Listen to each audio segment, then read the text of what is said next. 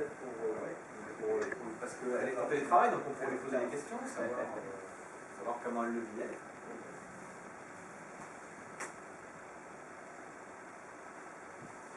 Alors, parmi les technologies, donc voilà, moi j'ai utilisé mon téléphone. Et on va appeler Florence, c'est mon assistant, c'est l'assistant du président maintenant. Ce que je m'attends toujours avec ces outils, c'est vraiment de l'appeler, je m'assure qu'elle est disponible. Ce qu'on ne faisait pas avant. Mais ça rend tout ça beaucoup plus fluide et beaucoup plus agréable que de recevoir un coup de fil un peu agressif, un peu intrusif.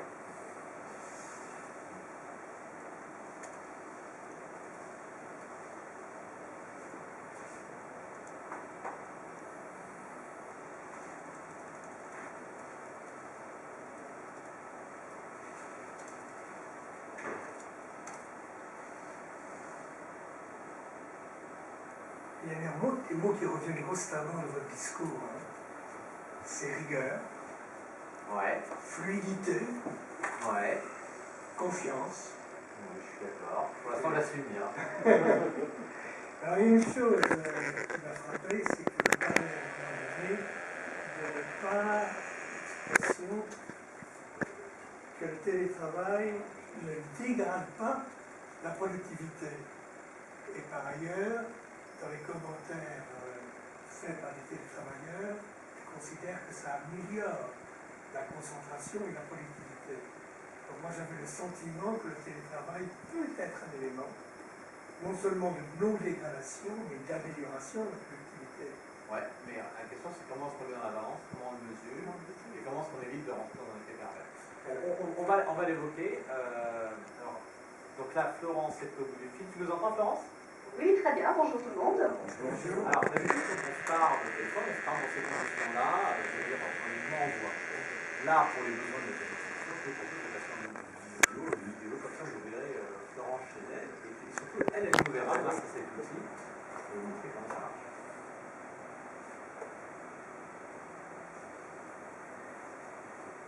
Il faut que tu démarres ta vidéo en cliquant sur... Oui, oui, tout à fait. Voilà. Bonjour tout le monde. Voilà. Alors, donc vous voyez que là, vous voyez sur l'écran, c'est nous en fait. Donc vous voyez, là je parle et donc c'est moi qu'on voit. Mais Pierre, allez-y, dites quelques mots à Florence. Eh bien, Florence, on se demande toujours... Voilà. Bonjour, je vous vois en effet. Et donc, enchantée. ça permet aux gens qui travaillent à distance de participer à des réunions et de savoir qui parle. Donc, allez-y, dites quelques mots et on va voir. Bonjour Florence. Marie-France Ménana, psychologue du bien-être. D'accord, bonjour. Je vous vois également, tout à fait. Voilà. C'est moins Très bien, vous êtes nombreux, dites-moi. Et vous la voyez en gros blanc, comme nous on vous voit. Moi je vous vois en plus petit, mais sur mon écran en même temps, mais quand Marc parle, je me vois apparaître sur votre écran derrière, donc je vois effectivement que j'apparais en très grand plan. C'est ça le vénétariat, c'est ça le vénétariat. Donc voilà, comme ça, on se sera l'occasion de poser des questions à Florence. Tu es chez toi, Florence? Je suis chez moi, tout à fait, oui, comme tous les mercredis, à peu près, voilà. Pourquoi le mercredi? Pourquoi le mercredi? Alors c'est un choix avant tout personnel, parce que le mercredi me permet déjà de pouvoir déjeuner avec mon fils qui est un adolescent, ça c'est une chose. Et la deuxième chose, c'est que le mercredi soir, j'ai entraînement d'escrime, et donc je fais de l'escrime, et donc ça me permet d'y aller quand c'est à proximité de mon domicile, donc en fait c'est à 10 minutes à pied, sachant que ça commence à 18h30, 18h45. Si j'étais au bureau, je ne pourrais pas le faire le mercredi. Voilà, donc c'est une des raisons aussi du choix du mercredi. Et puis le mercredi, à la base, c'est un choix effectivement personnel, et il a été possible parce que dans l'équipe à laquelle j'appartiens, on n'est pas tous le mercredi en télétravail, parce qu'il faut quand même assurer un service sur site pour pouvoir répondre aux besoins en local en fait. Donc voilà, donc c'est un aménagement d'équipe, on essaye on essaye d'arranger les uns les autres par rapport au confort, vie pro, vie perso. Et donc j'ai pu avoir le mercredi, donc j'en suis ravie. Voilà. Comment s'organise votre journée de télétravail? Alors ma journée se prépare déjà. C'est-à-dire que j'essaie, alors c'est pas toujours possible, mais j'essaie de prévoir à mon domicile des tâches qui prennent du temps et qui demandent de la concentration. Parce que je peux me focaliser complètement sur mon travail sans avoir trop de va-et-vient derrière moi, sans avoir un tel et un tel qui vient demander quelque chose. Donc voilà, donc déjà ça s'organise au départ, donc ça j'essaie de le faire. Après, ça s'organise comme une journée habituelle, mais beaucoup d'anticipation quand même, parce que quand il y a des visiteurs, donc je suis assistante, hein, je pense que vous le savez, mais voilà. Quand on a des visiteurs à aller accueillir, il faut bien entendu avertir en amont et s'assurer qu'une des collègues pourra aller faire l'accompagnement des visiteurs dans les salles de réunion. Lorsqu'il y a des impressions de documents papier, même si on est une entreprise qui essaie de limiter les impressions papier, c'est vrai qu'on a parfois besoin d'imprimer des choses. Dans ce cas-là, c'est pareil, je m'organise avec mes collègues pour que celles qui sont sur place puissent imprimer les documents en urgence si on ne peut pas les anticiper. S'il y a un moyen de les anticiper la veille, bien entendu, je les anticipe la veille. Mais c'est vrai que tout ça s'anticipe et s'organise. Voilà. Sinon, la plupart du temps, là je suis derrière mon écran, c'est mon ordinateur professionnel, bien entendu, et c'est le même qu'il soit... que je sois chez moi ou que je sois au bureau. Donc j'ai les mêmes outils à disposition, j'ai les mêmes moyens de me connecter, donc ça ne change rien au niveau de la connectique, je dirais, et des outils à disposition. Voilà. Ça s'est passé correctement, très, très bien, dès la première fois, que vous avez dû tâtonner ou bien vous aviez un programme? Alors les premières fois, en fait, ça fait combien de temps? déjà on angoisse un petit peu, comme toute première fois, on se demande si ça va bien marcher, si on va pas avoir de soucis informatiques, si la connexion va se faire, etc. Donc ça, en fait, ça se fait assez vite, puisqu'en y réfléchissant, de toute façon, quand on a un problème logistique, quand on est au bureau au niveau connectivité informatique, généralement on appelle notre hotline qui est à Dublin. Donc pour le coup, qu'on soit au bureau ou chez soi, ça ne change pas grand-chose à ce niveau-là. Après, je dirais qu'il faut une adaptation comme dans tout changement.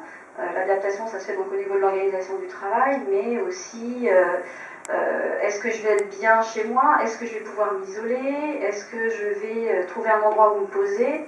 Et puis, c'est aussi culturel. Je pense qu'on a au niveau français, on a une forte culture du présentéisme, c'est-à-dire qu'on a toujours peur, en n'étant pas au bureau, que les gens pensent qu'on ne travaille pas. Donc une fois qu'on a passé cette frontière-là, je dirais,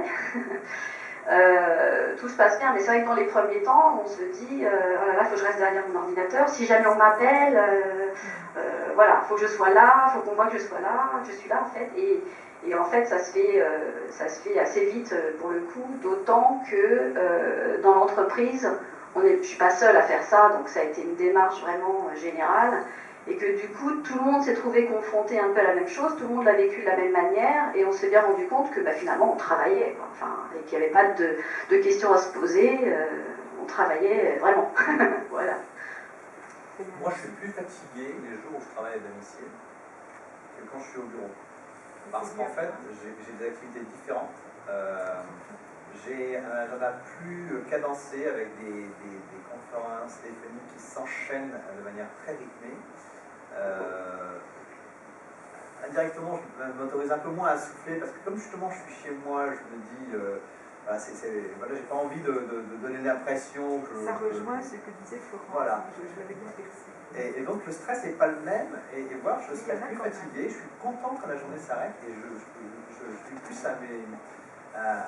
sur mes horaires le vendredi quand je travaille à domicile, à 18h ou à 18h30 ou maximum 19h j'arrête tout, alors que quand je suis au bureau ça m'arrive de prolonger mon temps plus tard. J'ai une question. Est-ce que les horaires sont les mêmes que quand on est au bureau? Oui. Oui, c'est la même chose, ça ne change rien. Donc, 9h-18h pour une assistante les jours de la semaine, sauf le vendredi où c'est 9h-17h, avec une pause d'une heure sur l'heure du déjeuner à prendre après, un peu quand on veut, en fonction de l'organisation des uns des autres et des impératifs liés au travail. Mais c'est le même temps, c'est le même. C'est exactement la même chose. Donc il n'y a pas de changement à ce niveau-là. Alors c'est vrai qu'on peut être tenté de se connecter un peu avant pour voir si tout fonctionne, etc. On ne sait jamais. Mais ça c'est vraiment au début. Après, c'est un rythme qu'on prend. Après on sait que si on a un souci de connectivité chez nous, ce qui peut arriver pour X ou Y raison, on revient au bureau et puis voilà. Donc après on prévient en disant voilà j'ai un souci, je reviens. Aujourd'hui, je travaillerai donc depuis le bureau, et puis voilà, il y a toujours cette possibilité-là. Donc non, ça ne change pas, au niveau du rythme de travail, en tout cas des horaires. Voilà. Au niveau du rythme, comme disait Marc tout à l'heure, c'est vrai qu'on est, comme on est moins dérangé, plus concentré,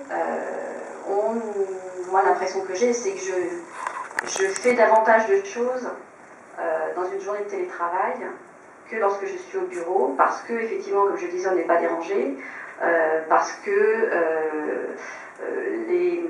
on se concentre davantage, donc du coup, on est vraiment dedans, sans avoir les bruits de l'open space qui peuvent être autour. Là, on est vraiment isolé chez soi. Donc je pense qu'effectivement, on fait plus de choses. Maintenant, sur les horaires, non, ça ne change pas. Après, c'est une rigueur à s'imposer aussi à soi-même, parce que c'est très facile de garder l'écran ouvert et d'être bien installé et de continuer, mais il faut se l'imposer aussi à soi-même, le fait de fermer l'écran, le PC à la fin de la journée, quoi. Sinon, on n'arrête pas, surtout dans une société un peu comme la nôtre, où l'après-midi des États-Unis, les États-Unis se réveillent et travaillent, et le matin, c'est l'Asie qui est à fond, donc on n'arrêterait pas, quoi. Mais ça, c'est vraiment un rythme, une rigueur à se donner. Mais ça se fait très bien. Voilà. C'est un peu important, justement, quand on est chez soi et que la frontière entre travail et vie personnelle est bien plus ténue, c'est important, justement, de bien fixer ces barrières. Je pensais à l'anecdote de la personne qui dit 8h du matin, je suis en caleçon, je commence à faire du télétravail, il est 20h, j'arrête et je suis encore en caleçon. Donc c'est vraiment... Souvent, on n'a pas le temps, si on a raté, on n'a pas eu le temps de prendre sa douche, par exemple, parce qu'on s'est donné un tout petit peu de flexibilité, souvent la douche va attendre un peu longtemps, parce que... c'est un problème. Avant, je voulais vous demander, vous avez choisi quel endroit chez vous pour installer le bureau? Alors en fait, j'habite dans le 18e, donc j'ai un petit appartement parisien. Donc j'ai monopolisé, on va dire, et accaparé la chambre de mon fils. Voilà, qui est tout à fait au courant et qui a pour consigne de bien vérifier quand il est là que je ne dis pas au téléphone avant de me parler ou quoi que ce soit. Maintenant, il a 14 ans, donc c'est un grand. Je ne l'aurais pas fait avec un petit, bien entendu, et je n'aurais pas choisi le mercredi non plus. Mais pour le coup, donc je suis sur son bureau, en fait, dans sa chambre, donc bien isolé pour pas justement monopoliser la pièce à vivre, le séjour où il peut passer, etc. dans la journée. Voilà. Merci. J'ai une question sur laquelle je voudrais revenir. On dit toujours que le télétravail est plus facile à mettre en place avec des cadres. Et Marc disait tout à l'heure que finalement c'est plus facile avec des assistants. Alors, comment arriveriez-vous à convaincre une entreprise qu'une assistante peut faire du télétravail de façon aussi efficace que si elle était dans son siège? Parce que c'est vraiment... Bonne question, c'est une bonne question. Vous avez beaucoup insisté sur l'anticipation. De collaboration, Oui. entre un travail d'équipe. Ça n'est possible que si le service est organisé de telle manière à ce qu'il y ait un backup en local. Et après, je pense que tout le monde joue le jeu parce que c'est gagnant-gagnant comme système. Donc c'est gagnant pour l'entreprise parce que l'assistante est disponible. De toute façon, il n'y a pas de changement visible puisque je suis disponible, que je sois chez moi ou au bureau, de la même manière. Au niveau de la concentration, je suis plus concentrée quand je suis chez moi, donc quelque part peut-être un peu plus efficace. Voilà, c'est possible. Ensuite, par rapport à la quantité, je dirais, de mails traités dans la journée, je pense que ça c'est quelque chose qui est vérifiable et qui peut être, enfin c'est vraiment des faits. Je pense que on répond, on est plus réactif et on répond à davantage de messages et de sollicitations lorsqu'on est chez soi parce que justement on n'est pas dérangé. Voilà. Au niveau du téléphone, on est disponible comme je disais, on a des outils qui permettent de à la fois travailler en réunion comme on le fait maintenant, mais aussi moi quand j'ai un appel entrant, je peux le transférer avec les outils qu'on a à disposition, je peux le transférer à quelqu'un d'autre. On peut mettre en place des conférences téléphoniques comme lorsqu'on est au bureau.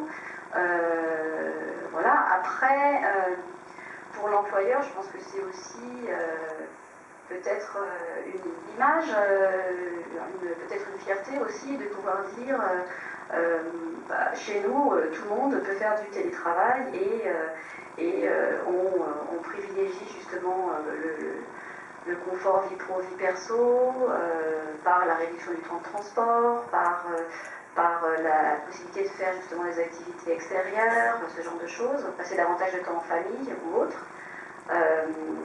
On peut mettre tout ce genre de choses en avant. Je pense que c'est vérifiable. Après, je ne sais pas si je serais convaincante en disant tout cela, mais voilà. Ouais, je suis assez d'accord. Un premier jet à chaud d'arguments, on va dire. Il y a pour une entreprise et pour une direction des ressources humaines, il y a un élément factuel, c'est l'augmentation de la loyauté des entreprises. C'est-à-dire qu'effectivement, on est conscient que c'est quelque chose de relativement unique, et donc on a aujourd'hui des taux d'émission qui sont plus faibles qu'avant, parce que les gens sont attachés à ça. Donc ça, c'est cette amélioration du climat de partenariat, de confiance, on travaille ensemble sur le long terme, quelque chose qui est un vrai bien pour l'entreprise, la condition qu'elle n'en abuse pas, bien sûr. Là, il y a toujours ensuite de garde-fou. Donc, je pense que ça, c'est aussi un élément important. C'est un élément du paquet aussi, effectivement, qui peut être considéré comme tel, en fait. D'un réel plus moi, je suis dans Paris, donc je suis privilégiée au niveau des temps de transport et j'en ai bien conscience. Maintenant, j'ai des collègues qui habitent assez loin en grande banlieue, qui mettent 1h45 pour venir le matin et 1h45 le soir. C'est vrai que 2 jours de télétravail, ça fait un temps de gagner et de la fatigue en moins, du stress en moins, et donc de la disponibilité aussi quelque part pour l'entreprise d'avoir des gens qui font du télétravail. Enfin, je pense, moi je le vois comme ça en tout cas. Mais c'est vrai que je suis privilégiée, habitant Paris, j'ai une demi-heure de transport. Donc voilà, mais pour les autres, ça peut être un énorme plus et avoir un personnel plus serein, moins stressé, moins soucieux des problèmes de grève ou autre. Enfin voilà, c'est un élément. Moi, je crois que c'est de tout. Enfin, on peut prendre le sujet de différentes manières. On peut le prendre sous l'angle de la réduction du départ, on peut le prendre sous l'angle de l'économie de l'électricité, aussi, hein, pourquoi pas. On peut le prendre sous l'angle de la motivation accrue, de l'énergie gagnée, etc. Sous réserve qu'on arrive à le valoriser, mais en tout cas, c'est un fait, c'est là. On ne sait pas forcément bien mesurer, mais l'énergie, ça se mesure pas comme ça. On peut le prendre sous l'angle même de l'empreinte carbone, potentiellement. Mais au-delà de tout ça, moi je pense que c'est véritablement le sens de l'histoire. C'est-à-dire que on a des modes, des façons de travailler, on vient au bureau pour travailler, qui sont influencés par les outils, des outils relativement traditionnels de communication, ce qui existait quand on a inventé les entreprises. Aujourd'hui, tous ces éléments-là changent. on n'a plus besoin de papier, on travaille avec des workflows informatiques, on a des PC, on a le téléphone sur le lieu de travail, on a Internet, etc. Ce qui fait que la présence sur le lieu de travail devient relativement désuète d'une certaine manière. C'est-à-dire qu'on ne vient plus au bureau pour travailler, on vient au bureau parce qu'on a besoin de collaborer dans des conditions particulières. Et sinon, on ne vient pas forcément au bureau parce qu'on collaborerait différemment. Évidemment, le sujet n'est pas le même entre une entreprise plutôt à une échelle locale, et puis peut-être moins outillée technologiquement, avec une entreprise à une échelle plus globale, plus large, qui de toute façon va travailler de manière très virtuelle avec des acteurs qui sont un peu partout dans le monde. Donc pour nous, c'était plus facile parce que on était déjà dans cette logique un peu virtuelle avec des conversations avec des gens, des équipes un peu partout dans le monde. Mais c'est un sens de l'histoire qui va consister à dire le bureau ne verra pas forcément un lieu où on vient travailler, mais un lieu où on va construire des choses, collaborer pour construire des choses. Parce que collaborer, ça veut dire arriver à une décision ensemble, ça veut dire fabriquer ensemble une voiture, telle machine, etc. Et le lieu de travail, ça veut dire plus cela en réalité. Et donc, je ne suis pas sûr qu'on soit obligé, et je me suis moi pas spécialement fixé cette espèce d'objectif de dire que je veux convaincre toutes les entreprises de la Terre de passer au télétravail, parce que, certaines n'ont pas besoin d'y passer, peut-être pour certaines c'est pas adapté. Je ne veux pas faire l'apôtre pour le principe d'être un apôtre du télétravail. En revanche, je suis persuadé que ça va dans le sens de l'histoire, c'est-à-dire que tout le monde y viendra d'une manière ou d'une autre, et que ça va changer les manières qu'on a de travailler ensemble, également de manager nos équipes. C'est la révolution suivante, c'est-à-dire qu'effectivement la manière de manager, de superviser, avec plus de confiance, plus de distance, moins de je te vois donc je contrôle ce que tu fais. D'ailleurs, est-ce que j'ai vraiment besoin de contrôler ce que tu fais alors que finalement ce que j'ai besoin de contrôler c'est le résultat de ton travail. C'est ces modifications-là qui vont arriver, mais c'est quelque chose, c'est une vague que l'on ne résistera pas, et ça prendra quelques années. Non, vous avez dit que un des objectifs du télétravail, c'était pas d'économiser des mètres carrés, mais il doit y avoir quand même un impact sur le... Je vous ai dit, on prend une équipe de 5 personnes. Chacune va faire une journée de télétravail. Vous avez vu, c'est plutôt plus simple, une journée de télétravail.